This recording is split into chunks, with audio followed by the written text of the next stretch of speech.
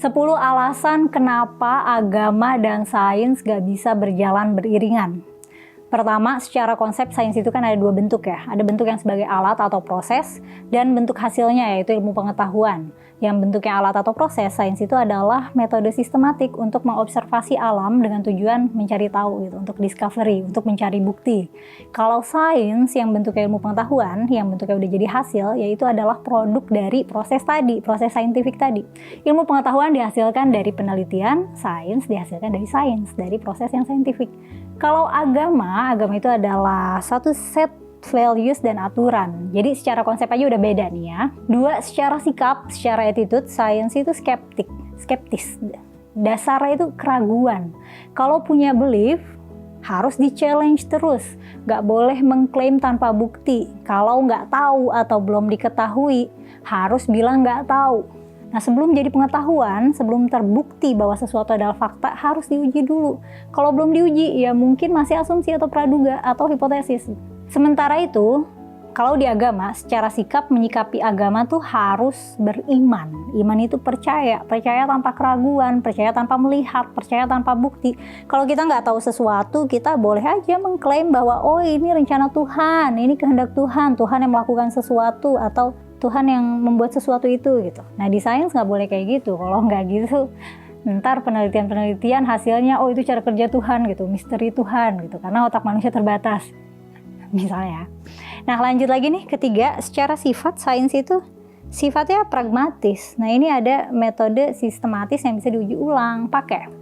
Ada teknologi, pakai. Kalau ada masalah, coba pecahkan. Kalau ada yang belum diketahui, cari tahu atau prediksi hasilnya gimana. Sementara agama sifatnya dogmatis. Kalau dibilang ini A, harus diterima. Kalau itu A. Kalau ada orang lain yang bisa membuktikan kalau A itu sebenarnya B, jangan didengerin. Nah, itu dogmatis yang ngedikte dengan doktrin.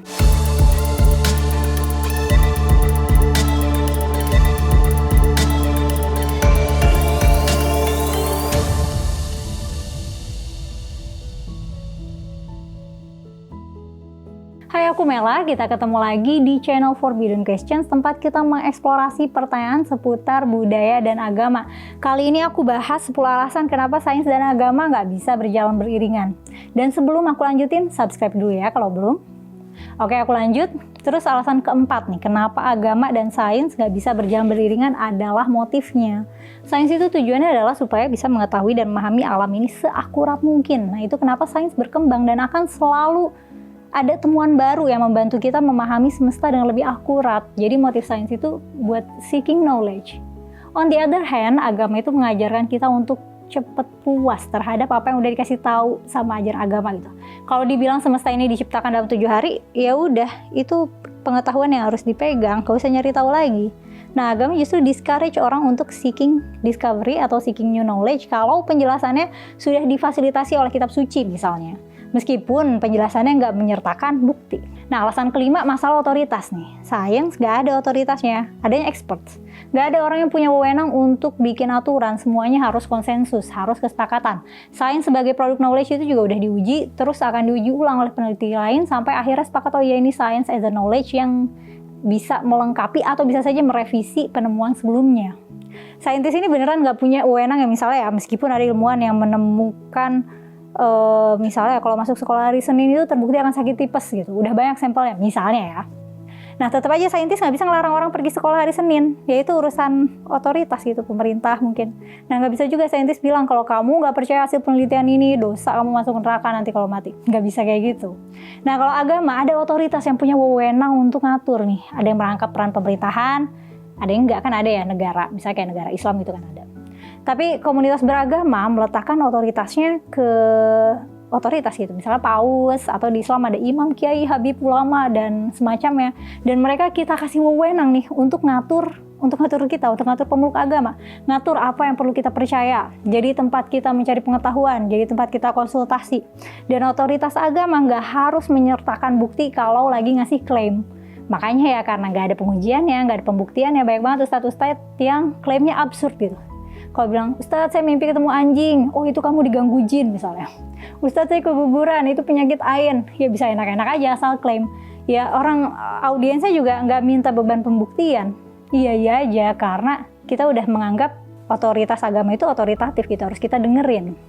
Nih di konten Forbidden Question juga suka ada yang komen-komen tanya Ustadz dulu gitu, berguru sama Ustadz dulu gitu. Nah lanjut lagi nih, alasan ke-6 kenapa sains dan agama nggak bisa berjalan beriringan, karena skopnya ya, karena batasannya. Batasan lingkup sains itu adalah hal-hal yang bisa diobservasi, bisa dilihat, bisa diamati, bisa dideteksi dengan alat apa kayak, pokoknya kita tahu itu tuh ada gitu. Jadi hal-hal yang nggak bisa diobservasi, nggak bisa diobservasi sama sekali, nggak bisa masuk ranah sains. Kalau agama justru nggak ada batasannya nih, baik itu bisa diamati atau enggak, ya boleh aja. Makanya di agama bisa tuh ada konsep surga neraka, malaikat, jin, iblis, ya banyak lah ya hal-hal yang nggak bisa dideteksi, tapi ada nih di doktrinnya. Terus lanjut lagi, alasan ke-7 itu mengenai batasan pertanyaan. Menariknya, meskipun sains itu adalah lingkupnya, hal-hal yang bisa diamati, gak ada batasan pertanyaan yang bisa kita ajukan. Kita bisa mempertanyakan apa saja, cuman bakalan ada yang hasilnya misalnya gak bisa dibuktikan, gak bisa diuji gitu. Kita boleh aja nanya, malaikat itu ada gak sih gitu. Ya sains gak bisa membuktikan malaikat itu ada atau gak ada. Dan dalam prinsip sains kita gak boleh ambil kesimpulan tanpa pembuktian. Ya udah, jadi gitu aja jawabannya, nggak bisa dibuktikan dan nggak bisa dibuktikan salah. Proses saintifiknya berhenti di pertanyaan gitu, nggak bisa diturunin jadi penelitian.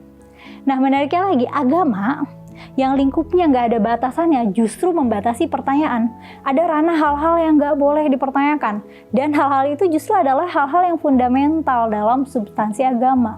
Kalau misalnya di Islam ya, selain nggak boleh meragukan adanya Tuhan, kita juga nggak boleh mempertanyakan bentuk Tuhan gitu. Kita nggak boleh mempertanyakan apakah klaim-klaim yang diajarkan agama itu benar dan kita mau bukti gitu, nggak bisa. Selain ya karena nggak bisa dibuktikan, dia nggak boleh pokoknya nanya hal-hal yang berpotensi bisa mengganggu keteguhan iman kita. Karena kayak alasan kedua tadi ya tentang sikap saintifik itu skeptis, dasarnya keraguan, sikap agama itu iman, dasarnya percaya, pokoknya percaya dengan teguh. Lanjut lagi alasan ke-8. Alasan ke-8 itu dasarnya ya, yang mendasari sains itu metodologi. Kalau agama, ideologi.